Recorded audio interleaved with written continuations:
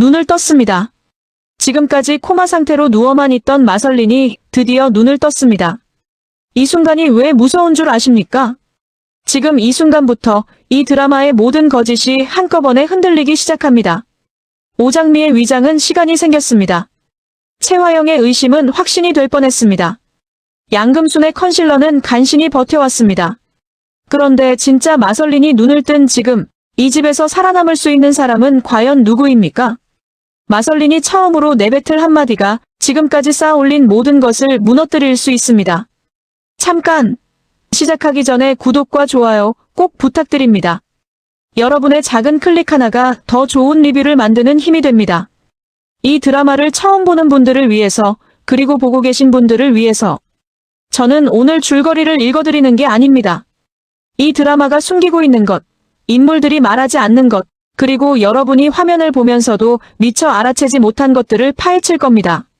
자, 먼저 이 이야기의 판 위에 올라와 있는 인물들부터 정확하게 짚겠습니다. 이 드라마에서 화영은 처음부터 끝까지 의심합니다. 아무것도 믿지 않고 아무도 사랑하지 않고 오직 자신이 설계한 그림만을 믿습니다. 그런데 아이러니하게도 그 그림 자체가 이미 오래전부터 누군가에 의해 틀어지고 있었습니다. 화영이 가장 두려워하는 것이 뭔지 아십니까? 거짓이 들통나는 것이 아닙니다. 자신이 공들인 거짓보다 더 완벽한 거짓을 누군가 다른 사람이 쌓아 올리고 있다는 사실입니다. 이 드라마에서 장미는 약자처럼 보입니다. 쫓기고 숨고 들킬 것 같고 무너질 것 같습니다.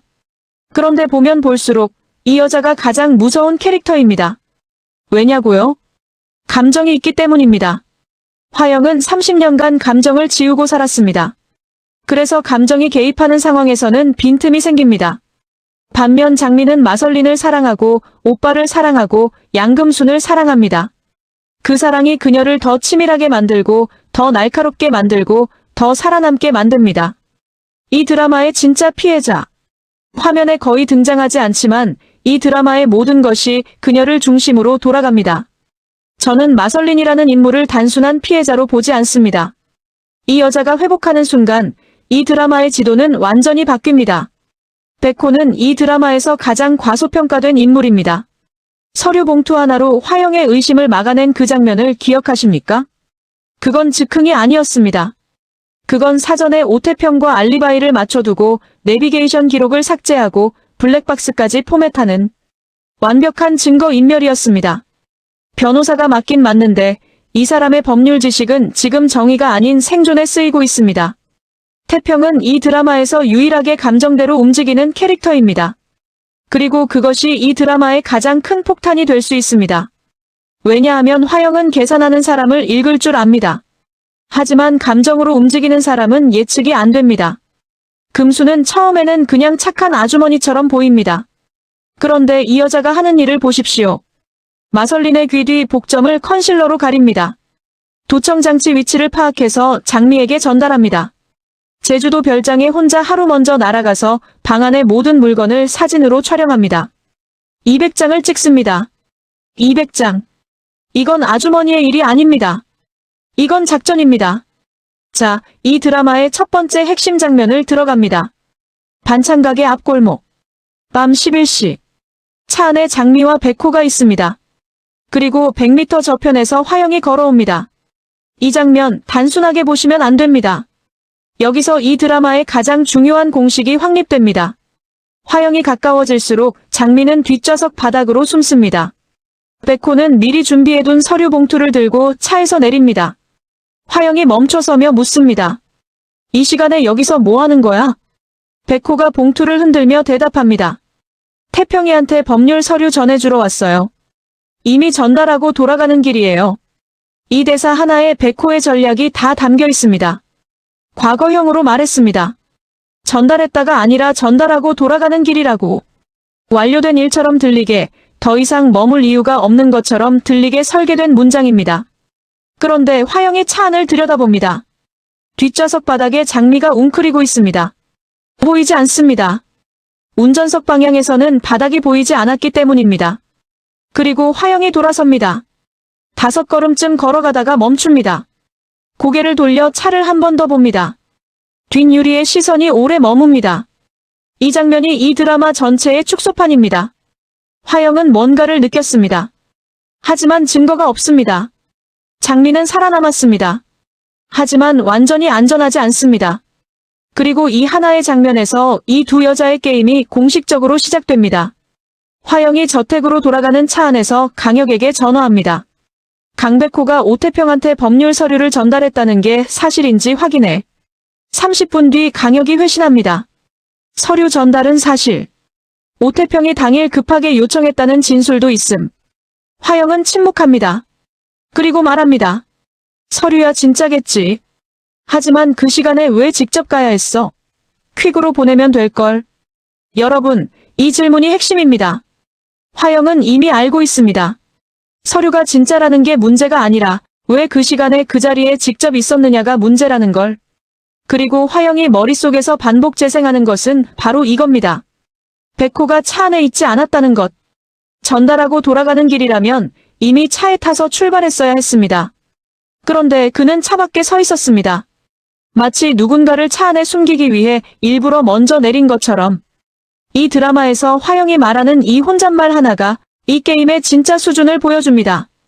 자, 이 장면은 제가 개인적으로 이 드라마에서 가장 소름 돋는 장면 중 하나라고 생각합니다. 강준호를 초대한 저녁 식사 자리. 거실로 이동한 뒤 화영이 갑자기 바이올린 케이스를 꺼내서 장미에게 건넵니다. 그러면서 이렇게 말합니다. 설린아, 좋아하던 곡 있잖아. 한 번만 시도해볼래? 손님 앞이니까 분위기도 살릴 겸. 이 대사. 표면적으로는 호의입니다. 손님도 있고 분위기도 살리고 그냥 딸에게 연주를 부탁하는 것처럼 들립니다. 하지만 저는 이 대사를 다르게 읽습니다. 화영은 지금 시험하는 겁니다. 마설리는 어려서부터 바이올린을 배운 아이입니다. 몸이 기억하는 악기입니다. 기억을 잃었다 해도 손가락의 감각은 남아있어야 합니다. 잡는 자세만으로도 화영은 이 여자가 진짜인지 가짜인지 판단할 수 있습니다. 그런데 장미는 바이올린을 한 번도 잡아본 적이 없습니다. 장미의 심장이 내려앉는 순간 장미는 가방에서 서류를 꺼냅니다. 외부 정형외과에서 발급받은 손목 통증 소견서. 건초염 진단, 활 끊는 동작은 당분간 불가능하다는 의사 소견. 장미가 화영에게 건네며 말합니다. 켜고 싶은데 아직 손목이 안 돼요. 무리하면 안 된다고 했어요. 화영의 표정이 굳습니다. 소견서를 받아든 화영이 진단 내용을 빠르게 훑습니다. 병원직인 의사 서명, 진료일까지 빈틈이 없습니다. 이때 마대창이 끼어들며 화영을 나무랍니다. 사고를 당한 아이한테 무리시키려고 해. 나을 때까지 내버려둬. 화영이 미소를 만들며 말합니다. 그래, 미안하다. 좋아지면 그때 들려줘. 입꼬리는 웃고 있습니다. 하지만 눈은 웃지 않습니다. 이 장면에서 화영의 머릿속은 이미 다음 단계로 넘어가고 있습니다. 바이올린을 피할 것까지 예상하고 소견서를 미리 준비해왔다는 것. 이건 기억을 잃은 사람의 행동이 아닙니다. 이건 화영의 계획을 미리 읽은 사람의 행동입니다. 그리고 화영은 그것을 알아챕니다. 그날 밤 화영이 강혁에게 전화합니다. 손목 소견서. 정형외과 이름이 강남에 있는 곳인데 진료 기록이 진짜인지 확인해. 다음 날 결과가 올라옵니다. 해당 정형외과의 마설린 이름으로 진료 기록 존재. 이틀 전 진료, 건초염 진단, 약 처방까지 완료. 소견서는 진짜였습니다. 그런데 화영은 이 사실에서 안심하는 게 아니라 오히려 더 의심합니다. 왜냐면 소견서가 진짜라는 건 누군가 미리 의사를 연결해주고 서류를 준비해준 조력자가 있다는 뜻이기 때문입니다. 화영이 말합니다. 소견서를 구한 건 설인이 혼자 한 일이 아니야. 누군가 뒤에서 도와주고 있어. 그리고 화영이 떠올리는 이름 양금순, 염산월. 여러분, 여기서 흥미로운 건 화영이 거의 정답에 다가가고 있다는 겁니다. 양금순. 이 이름이 화영의 입에서 나오는 순간 저는 등골이 오싹했습니다. 화영이 강혁에게 지시합니다. 설린이 방에 도청장치를 설치해. 설린이가 누구한테 연락하는지, 누구와 이야기하는지 직접 듣겠다는 거야. 오늘 안에 끝내. 강혁이 마설린의 방에 들어가는 것을 금순이 포착합니다. 손에는 작은 공구 파우치. 금순이 즉시 장미에게 문자를 보냅니다. 장미가 회사 비상계단에서 금순에게 전화를 겁니다. 확실해요? 도청장치를요? 금순이 말합니다. 공구까지 들고 들어갔어요. 빈 방이면 모를까 멀쩡히 사람 사는 방에 공구를 들고 들어가면 뭘 하겠어요? 장미의 등줄기가 서늘해집니다. 방에서 백호와 통화했던 것, 금순과 나눈 모든 대화가 떠오릅니다. 그런데 장미가 내리는 결정이 놀랍습니다. 없애지 마세요. 금순이 의아해합니다. 없애지 말라고요? 장미가 설명합니다. 도청기가 있다는 걸 알면 오히려 이용할 수 있어요. 화영이 듣고 싶어하는 말을 일부러 들려주면 의심을 풀 수 있잖아요. 금순이 잠시 침묵하더니 감탄합니다. 어휴, 당했으면서 갚는 거네요. 그날 밤 장미는 화장대 앞에 앉습니다. 화장대 서랍 뒤쪽 나무 판넬 사이에 동전 크기의 송신기가 붙어 있다는 걸 압니다. 이제 이 방에서 나오는 모든 소리가 화영에게 전달됩니다.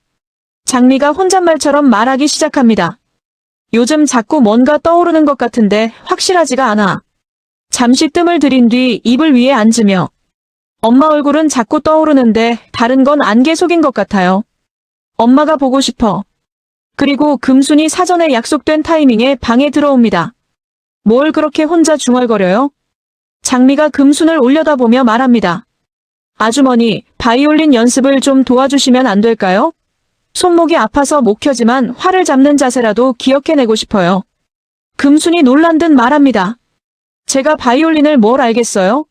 그래도 잡는 거 정도는 옆에서 봐줄 수 있죠. 다음 날 강혁이 화영에게 도청 내용을 보고합니다. 마설린이 기억을 되찾으려 노력하고 있다는 것. 양금순에게 바이올린 자세를 부탁했다는 것. 화영이 눈을 감으며 말합니다. 기억을 되찾으려고 노력하고 있다 이거지. 강혁이 고개를 끄덕이며 대답합니다. 네. 바이올린 연습까지 부탁한 것으로 보아 최소한 마설린 본인이 기억 상실에서 벗어나려는 의지는 있는 것 같습니다. 화영이 한결 안심하는 듯합니다. 그러나 시청자들은 알고 있습니다. 이 안도는 장미가 설계한 것이라는 걸. 이 장면에서 저는 장미라는 인물에 대해 완전히 다른 눈으로 보게 됐습니다. 적의 무기를 빼앗아 적을 향해 겨누는 사람. 공격받은 공간을 역으로 무기로 만드는 사람. 이 여자는 피해자가 아닙니다. 이 여자는 전략가입니다. 화영이 병원으로 향합니다. 모두가 오장미라고 알고 있는 그 여자. 코마 상태로 누워있는 그 여자. 화영이 확인하려는 것은 귀 뒤의 점입니다. 마설린에게는 귀 뒤에 복점이 있습니다. 오장미에게는 없습니다. 만약 병원에 누운 사람이 오장미가 아니라 마설린이라면 점이 있어야 합니다. 만약 오장미라면 점이 없어야 합니다. 화영이 병실에 도착하기 전 금순이 이미 와 있습니다. 장미에게 연락을 받은 직후였습니다. 최화영이 병원에 간다. 귀 뒤를 확인할 수 있다. 이번에는 진짜 위험하다. 금순이 화장품 파우치에서 컨실러를 꺼냅니다. 코마 상태로 누워있는 마설린의 귀 뒤에는 진짜 복점이 선명하게 박혀 있습니다. 금순이 떨리는 손가락으로 컨실러를 정교하게 바릅니다. 점 위에 컨실러를 얹고 파우더로 눌러 피부색과 자연스럽게 맞춥니다. 머리카락을 내려 귀를 가립니다. 침대 위치를 조금 조정해 빛이 직접 닿지 않도록 만듭니다. 금순이 혼잣말처럼 중얼거립니다. 이렇게까지 해야 하는 세상이 원. 화영이 병실에 도착했을 때 금순은 이미 빠져나간 뒤입니다. 화영이 환자 곁에 서서 머리카락을 조심스럽게 들어올립니다. 매끈한 피부만 보입니다. 점은 없습니다. 화영이 안도의 숨을 내쉽니다. 오장미의 귀 뒤에는 점이 없어야 했습니다. 점이 있는 것은 마설린이니까요. 병원에 누운 사람의 귀 뒤에 점이 없다는 것, 이 사람은 오장미라는 증거. 저택에 있는 마설린의 귀 뒤에 점이 있으니 저택의 마설린은 진짜 마설린. 화영이 내린 결론은 이렇습니다. 그런데 이 결론은 완전히 틀렸습니다. 컨실러 한 겹이 화영의 30년 경험을 이겼습니다. 화영이 강혁에게 말합니다. 설린이가 어릴 때 가던 장소에 직접 데려가 볼 거야. 사진은 누가 보여주면 외울 수 있어. 하지만 직접 발을 딛고 냄새를 맡고 공기를 느끼는 건 외우는 게 아니라 기억하는 거야. 제주도 별장. 마설린이 5살 때부터 여름마다 갔던 곳. 마설린의 방이 그대로 남아있는 곳. 화영이 말합니다. 사진으로 공부하면 앨범은 맞출 수 있어. 하지만 별장은 달라. 직접 가봤던 사람만 알 수 있는 것들이 있으니까. 장미가 이 계획을 듣는 순간 온몸에 소름이 돋습니다. 별장에 마설린의 방이 그대로 남아있다고요? 금순이 목소리를 낮추며 대답합니다. 제가 예전에 별장 청소 갔을 때 본 적이 있어요. 마설린이 어릴 때 쓰던 방이 그대로예요. 벽에 스티커 붙어 있고 서랍에 낙서한 종이도 있고 장난감도 있었어요. 장미가 말합니다. 사흘밖에 없어요. 방법을 찾아야 해요. 작전이 짜입니다. 금순이 하루 먼저 제주도로 출발합니다. 관리인에게 이렇게 말합니다. 대표님이 모레 오신다고 해서 미리 정리하러 왔어요. 그리고 금순이 마설린의 방을 샅샅이 찍습니다. 벽 캐릭터 스티커의 위치와 종류, 책장에 꽂힌 책 제목, 서랍 속 그림의 내용, 침대 위 인형의 배치 순서, 화장실 안칫솔 색깔과 수건 위치, 옷장 안어린이 옷까지. 사진이 200장을 넘습니다. 금순이 혼잣말하며 사진을 찍습니다. 이 어린 것이 여기서 혼자 얼마나 외로웠을까? 강백호가 자료를 정리합니다. 방 전체 도면을 그려 가구 위치를 표시하고 주요 물건의 사진과 설명을 연결합니다. 그날 밤 11시 장미에게 전달됩니다. 장미는 저택의 방에서 헤드폰을 끼고 자료를 확인합니다. 화면을 넘길 때마다 마설린의 어린 시절이 한 겹씩 벗겨집니다. 외로운 아이가 혼자 스티커를 붙이고 혼자 그림을 그리고 혼자 인형에게 말을 건 흔적들. 장미는 가슴이 아프지만 감상에 빠질 시간이 없습니다. 내일 비행기 안에서 이 모든 것을 외워야 합니다. 제주도 별장에 도착한 순간 바다 냄새가 섞인 바람이 장미의 얼굴을 스칩니다. 몸이 기억하지 못하는 공간의 냄새. 사진으로 전달할 수 없는 것. 화영이 옆에서 반응을 살피며 묻습니다. 어때? 뭔가 떠오르는 거 있어? 장미가 정원의 그네를 바라보며 대답합니다. 그네요. 그네는 기억이 나요. 화영이 고개를 끄덕입니다. 거실에서 화영이 묻습니다. 거실 소파 색깔이 원래 이 색이었는지 기억나? 장미가 대답합니다. 갈색이요? 원래 이 색이었어요. 맞습니다. 2층 복도에서 화영이 말합니다. 내 방이 어디인지 찾아가 봐. 장미가 망설임 없이 복도 왼쪽 끝방으로 걸어갑니다. 문을 열면 마설린의 세계. 벽에 캐릭터 스티커. 책장에 동화책. 침대 위 인형들. 화영이 서랍에서 그림 한 장을 꺼내며 묻습니다. 이거 기억나? 크레파스로 그린 집과 꽃, 그리고 두 사람이 손을 잡고 있는 그림. 장미가 대답합니다. 내가 그린 거예요. 엄마랑 나. 화영이 안도하는 표정을 짓습니다. 그리고 화영이 마지막 질문을 던집니다. 방 안을 천천히 둘러보다가 설린아, 이 방에 숨겨진 비밀 공간이 있었잖아. 어디인지 기억나? 장미의 심장이 멈추는 것 같습니다. 비밀 공간. 양금순의 사진에도 없었습니다. 강백호의 자료에도 없었습니다. 200장의 사진 어디에도 비밀 공간이라는 단어는 단 한 번도 등장하지 않았습니다. 방 안의 공기가 무거워집니다. 화영의 시선이 장미의 얼굴에 못 박힙니다. 장미의 입술이 마르게 굳습니다. 손끝이 차갑게 식어갑니다. 장미가 말합니다. 기억이 안 나요. 화영의 눈빛이 미세하게 달라집니다. 앨범 사진은 맞추고 거실 소파색도 맞추고 방 위치도 맞추고 서랍 속 그림까지 맞춘 사람이 비밀 공간은 기억하지 못했습니다. 화영이 부드럽게 웃으며 말합니다. 그래, 아직 안 떠오를 수도 있지. 무리하지 마. 그런데 이 부드러운 말투 뒤에서 화영의 눈동자 속에는 이미 다음 계산이 돌아가고 있습니다. 마설린이라면 절대 잊을 수 없는 공간. 마설린은 그곳에서 매일 일기를 썼습니다. 울고 싶을 때 숨어 울었습니다. 화영도 그 장소를 알고 있습니다. 기억상실이라 해도 몸이 기억할 만한 공간이었습니다. 비행기가 이륙한 뒤 장미가 눈을 감고 잠든 것을 확인한 화영이 전화를 꺼냅니다. 강혁에게 전화합니다. 제주도에서 비밀 공간 테스트를 했어. 기억 못했어. 강혁이 조심스럽게 묻습니다. 기억 상실 때문일 수 있지 않겠습니까? 화영이 고개를 저으며 말합니다. 앨범 사진은 귀신같이 맞추는 아이가 자기가 매일 울면서 일기 쓰던 비밀 공간을 모른다. 사진은 누가 보여주면 외울 수 있어. 하지만 비밀 공간은 사진이 없어. 강혁이 의미를 이해한 듯 대답합니다. 말씀은 마설린 실장이 누군가에게 사진을 미리 받아서 학습했을 가능성이 있다는 뜻이십니까? 화영이 창밖 구름을 바라보며 말합니다. 가능성이 아니라 확률이야. 하지만 아직은 확신할 수 없어. 잠시 말이 끊겼다가 화영이 다시 입을 엽니다. 설린이의 DNA를 채취해 병원에 누워있는 오장미 것과 대조하는 거야.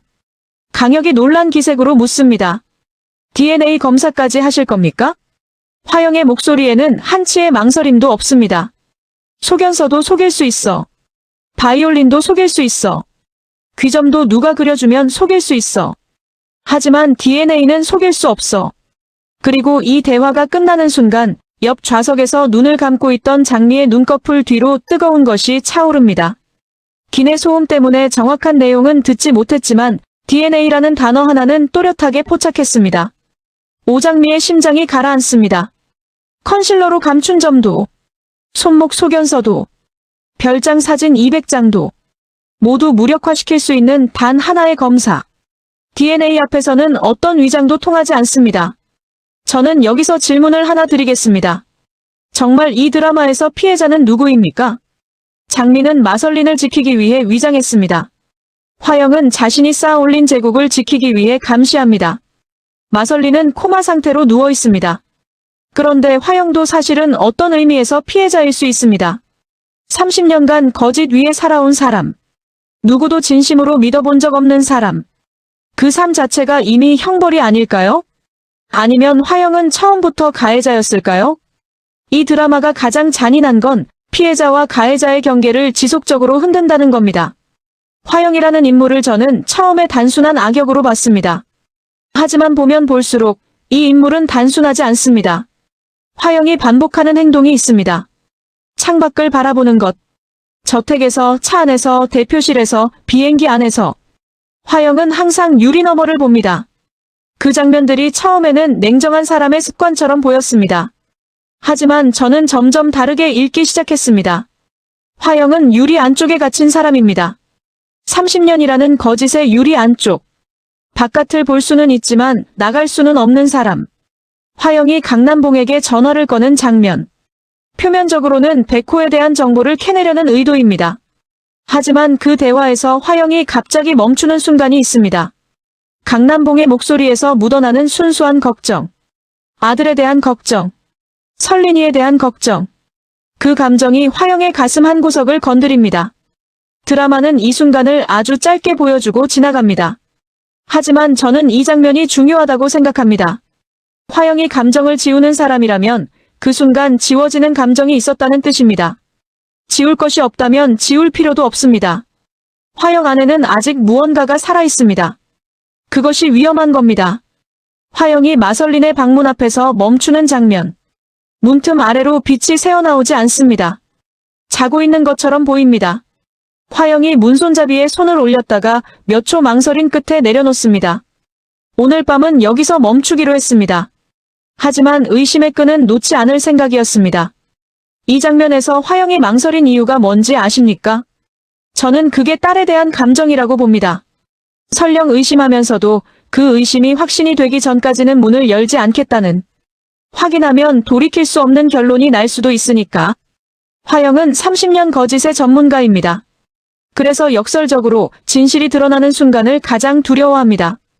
장미는 이 드라마에서 가장 인간적인 인물입니다. 화영은 감정을 지우고 계산합니다. 하지만 장미는 감정을 끌어안고 버팁니다. 골목차 안에서 화영의 향수 냄새가 유리창 너머로 희미하게 스며들 때 그 냄새만으로도 온몸이 경직됐습니다. 화영이 차 안을 들여다보던 그 몇 분 동안 장미는 심장이 터질 것 같은 공포 속에서 숨을 멈췄습니다. 최화영이 떠나고 난 뒤 오태평의 오토바이에 올라타고 저택으로 돌아와서 계단을 소리 없이 올라가고 세수를 하고 땀을 닦고 잠옷으로 갈아입고 이불을 덮습니다. 시계를 확인하니 화영 도착까지 4분 남짓. 그리고 현관문이 열리는 소리. 실내화로 바꿔 신는 소리. 코트를 옷걸이에 거는 소리. 그리고 복도를 걸어오는 구두 소리가 점점 가까워집니다. 방문이 열립니다. 장미는 잠든 사람의 숨소리를 흉내냅니다. 심장 소리가 화영에게까지 들리는 건 아닌지 두려웠습니다. 1초, 2초, 3초. 화영이 문을 닫습니다. 구두 소리가 멀어집니다. 그제야 장미가 입을 벌려 숨을 내쉽니다. 이불 밑에서 떨리는 두 손을 가슴 위에 포개지만 한참이 지나도 떨림은 멈추지 않습니다. 드라마가 이 장면에 대해 이렇게 씁니다. 이 집에서 보내는 매일 밤이 전쟁이었습니다. 하지만 물러설 수는 없었습니다. 마설린이 코마 상태로 누워있는 한 이 전쟁은 자신의 몫이었습니다. 저는 이 문장이 이 드라마에서 장미라는 인물을 가장 잘 설명한다고 생각합니다. 장미는 무섭습니다. 매일 밤 전쟁입니다. 하지만 물러서지 않습니다. 그 이유가 뭔지 아십니까? 마설린이 누워있기 때문입니다. 이건 계산이 아닙니다. 이건 사랑입니다. 그리고 그 사랑이 장미를 가장 강한 사람으로 만듭니다. 이 드라마에서 아직 직접 등장하지 않은 인물이 있습니다. 쌍칼. 강백호가 오태평에게 말합니다. 먼저 이강혁과 쌍칼의 연결고리를 확실히 잡아야 해요. 쌍칼이 해외로 밀항했다고 알려져 있지만 이강혁이 그런 말을 했다는 것 자체가 의심스러워요. 오태평이 눈을 가늘게 뜨며 묻습니다. 쌍칼이 아직 한국에 있을 수도 있다는 거야? 강백호가 고개를 끄덕입니다. 화영 입장에서 쌍칼은 양날의 검이에요. 살려두면 입막 비용이 계속 들고 보내면 해외에서 잡힐 위험이 있어요. 차라리 국내 어딘가에 감춰두는 게 관리하기 쉬워요. 쌍칼이 누구인지 이 시점에서 정확하게 밝혀지지 않습니다. 하지만 이 인물은 이강혁과 연결되어 있습니다. 그리고 이강혁은 화영의 오른팔입니다. 즉, 쌍칼은 화영의 범죄에 연루된 인물일 가능성이 높습니다. 오태평이 자리에서 일어서며 말합니다. 내가 찾을게. 쌍칼이 자주 가던 곳은 알아. 강백호가 급히 말립니다. 혼자 움직이면 위험해요. 화영이 이미 당신을 감시하고 있을 수 있어요. 오태평이 돌아서며 단호하게 말합니다. 장미가 매일 그 집에서 목숨 걸고 싸우고 있는데 나만 가만히 앉아 있을 수 없어. 이 장면에서 오태평이라는 인물이 이 드라마의 가장 큰 변수가 될 수 있다는 걸 느꼈습니다. 태평은 계산하지 않습니다. 감정으로 움직입니다. 그리고 화영은 계산하는 사람을 상대하는데 최적화된 인간입니다. 태평이 혼자 움직이면 화영에게 잡힐 수 있습니다. 태평이 잡히면 장미의 위장이 무너집니다. 장미의 위장이 무너지면 마설린이 위험에 처합니다. 한 명의 충동이 전체 판을 뒤집을 수 있는 상황. 그리고 여기서 한 가지 의심을 제기합니다. 정말 태평은 단순히 감정적으로 움직이는 걸까요? 아니면 혼자 움직이겠다는 결심 뒤에 이미 어떤 계획이 있는 걸까요? 태평이 백호에게 보이는 것과 태평이 실제로 하려는 것이 같다는 보장이 있을까요? 자, 이제 앞으로의 이야기를 예측해 보겠습니다. 물론 이건 제 분석이고 드라마가 실제로 어떻게 전개될지는 모릅니다. 하지만 이 드라마가 지금까지 쌓아온 복선들을 보면 몇 가지는 거의 확실해 보입니다. 화영이 이미 지시했습니다. 강혁이 움직일 겁니다. DNA 샘플이 채취될 겁니다. 그런데 검사 결과가 나오는 순간 이 드라마는 완전히 다른 국면으로 들어갑니다. 장미가 마설린이 아니라는 게 밝혀지면 화영의 선택지는 세 가지입니다. 첫째, 장미를 공개적으로 내쫓는다.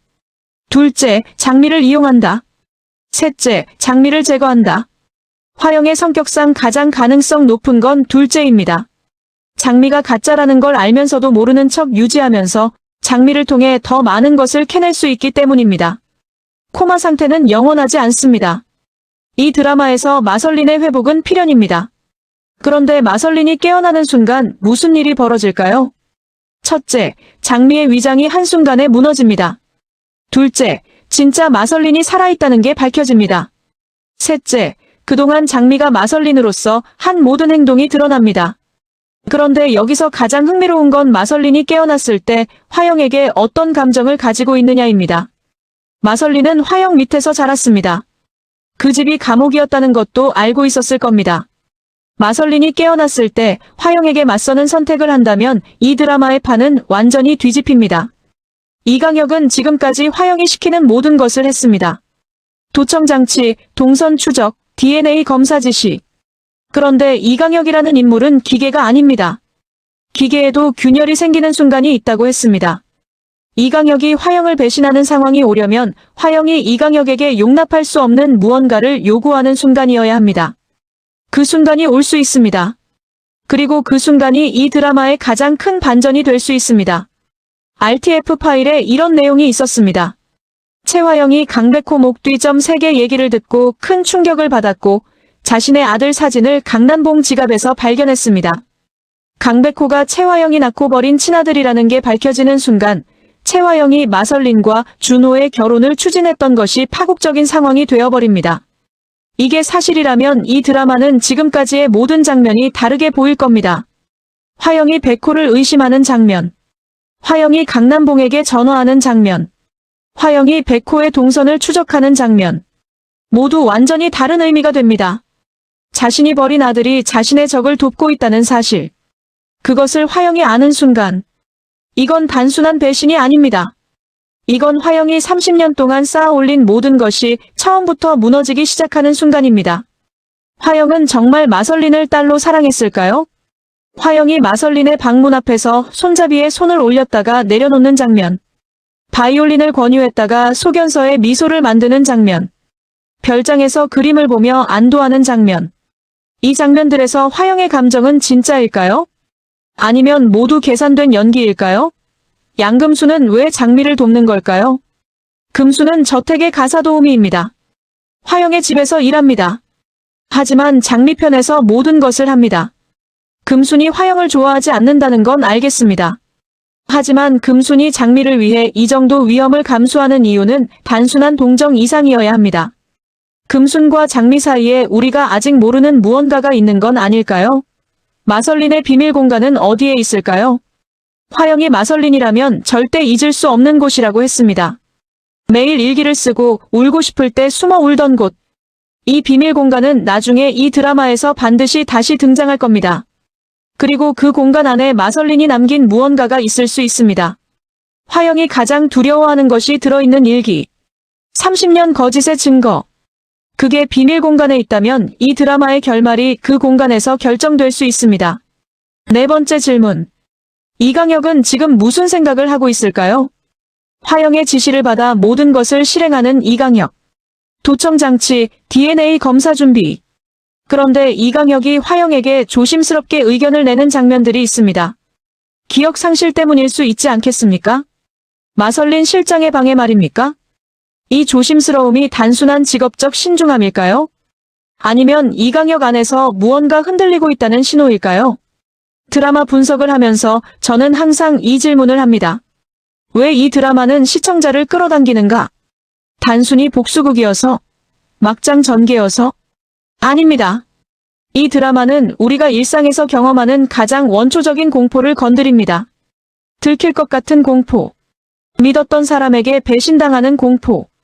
아무리 잘 숨어도 언젠가는 발각될 것 같은 공포. 장미가 이불 안에서 떠는 장면에서 시청자들이 함께 숨을 죽이는 이유가 바로 그겁니다. 우리 모두 어떤 식으로든 들키고 싶지 않은 무언가를 가지고 살아갑니다. 그 무언가가 들킬 것 같은 순간의 공포. 그것이 이 드라마가 주는 가장 강렬한 감정입니다. 그리고 동시에 이 드라마는 전혀 다른 감정도 줍니다. 통쾌함. 도청장치를 역이용하는 장미. 컨실러 하나로 화영의 30년 경험을 이기는 금순. 서류 봉투 하나로 화영의 의심을 막아내는 백호. 약자가 강자의 무기를 빼앗아 역으로 쓰는 장면들. 이것이 이 드라마가 막장이라는 단어를 넘어서는 이유입니다.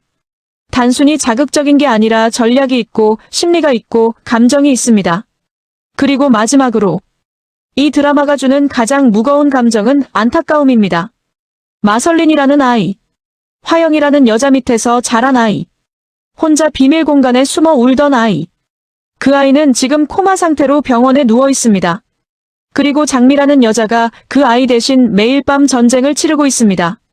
이 구도가 이 드라마를 단순한 복수극이 아닌 인간의 이야기로 만들어줍니다. 이 드라마의 제목을 다시 생각해봅니다. 복수극. 누가 누구에게 복수하는 이야기일까요? 장미가 화영에게? 아직 그렇게 단순하지 않습니다. 마설린이 자신의 삶을 빼앗긴 것에 대한 복수. 아직 깨어나지 않았습니다. 저는 이 드라마의 복수는 진실이 거짓에게 복수하는 이야기라고 생각합니다. 30년 거짓 위에 쌓아올린 화영의 제국. 그 제국의 균열을 내는 것들. 장미의 위장, 금순의 컨실러, 백호의 서류 봉투. 이것들은 모두 거짓입니다. 하지만 이 거짓들은 더 큰 거짓을 무너뜨리기 위한 거짓입니다. 그리고 이 드라마는 묻습니다. 거짓을 무너뜨리기 위한 거짓은 정당한가? 사랑을 위한 위장은 아름다운가? 목적이 선하면 수단도 선한가? 이 질문에 답을 내리기 전에 다음 화를 봐야 합니다. 왜냐하면 이 드라마는 아직 가장 큰 카드를 꺼내지 않았기 때문입니다. DNA. 이 한 글자가 이 드라마의 모든 것을 뒤집을 것입니다. 화영이 비행기 안에서 말했습니다. 소견서도 속일 수 있어. 바이올린도 속일 수 있어. 귀점도 누가 그려주면 속일 수 있어. 하지만 DNA는 속일 수 없어. 30년 동안 거짓으로 살아온 여자가 거짓을 속일 수 없는 방법을 꺼내들었습니다. 그리고 그 무기 앞에서 장미는 처음으로 도망갈 길이 없습니다. 그런데 저는 이 장면을 보면서 한 가지를 생각했습니다. DNA가 진실을 말해줄 때 화영은 그 진실을 감당할 수 있을까요? 병원에 누운 사람이 오장미가 아니라 마설린이라는 것. 저택에 있는 사람이 마설린이 아니라 오장미라는 것. 이 사실이 확인되는 순간 화영의 30년이 흔들립니다. 하지만 더 깊이 파고들면 마설린이 그 비밀 공간에서 울며 일기를 쓰던 30년도 흔들립니다. 화영이 마설린에게 한 것들. 마설린이 그 집에서 감내해온 것들. 진짜 반전은 DNA 결과가 아닙니다. 진짜 반전은 마설린이 깨어났을 때 화영에게 처음 하는 말입니다. 그 말이 이 드라마 전체의 결론이 될 겁니다. 다음 화를 보면 지금 이 장면들이 전혀 다르게 보일 겁니다. 지금까지 봐주셔서 정말 감사합니다. 오늘 리뷰가 도움이 됐다면 좋아요와 구독 꼭 부탁드립니다. 댓글로 여러분의 예측도 남겨주세요. 다음 리뷰에서 만나겠습니다.